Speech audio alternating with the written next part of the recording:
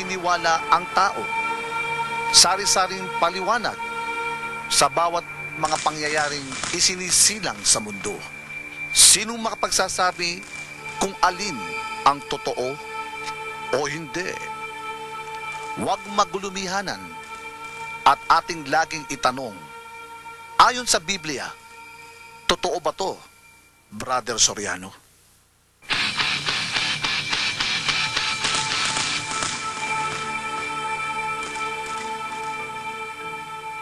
Ang bawat taon sa Chinese calendar ay sinasagisag ng 12 hayop, ang tinatawag na 12 Chinese symbolic animals o ang Chinese horoscope.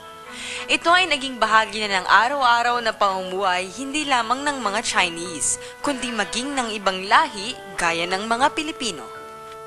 Ang 12 hayop na bumubuo dito ay ang mga sumusunod: dog, dragon, horse, monkey, pig, ox, rabbit, rat, rooster, ram, snake, at ang tiger. Ayon sa paniniwala ng mga Chinese, ang mga symbolical animals ng taon kung kailan daw ipinanganak ang isang tao ay may malaking kaugnayan sa personalidad niya. Halimbawa, ang mga taong ipinanganak daw ng Year of the Dog ay tapat at mapagkakatiwalaan. Subalit, sila rin daw ay may pagkamakasarili, matigas ang ulo at masakit magsalita. Ang mga taong ipinanganak naman daw ng Year of the Dragon ay karaniwan ng may malalambot na puso at madaling pakiusapan. Mainitin ang ulo at maikli ang pasensya. Ito naman daw ang pangit na katangian ng mga taong ipinanganak ng Year of the Horse. Gayunpaman, ang mga ito daw ay masayahin at nagtataglay ng mga talento. Ang mga ipinanganak naman daw ng Year of the Pig ay karaniwan ng matatapang subalit tapat at determinado sa kanilang mga ginagawa. Year of the Ox. Ang mga taong ipinanganak ng taong ito ay sinasabing mapagpasensya at huwaran sa kasipagan. Ang mga taong ipinanganak naman daw ng Year of the Rabbit ay sinasabing mapangarapin, masikap, at maswerte sa pananalapi. Mahilig din daw ang mga ito sa chismis, subalit maingat naman sa kanilang pananalita.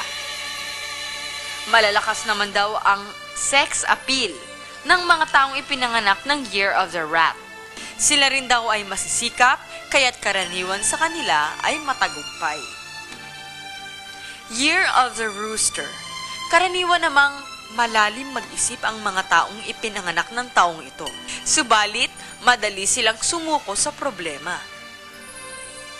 Ang mga taong ipinanganak naman ng Year of the Ram ay karaniwan ng makarisma, elegante, at artistic at mahilig sa mga bagay na material.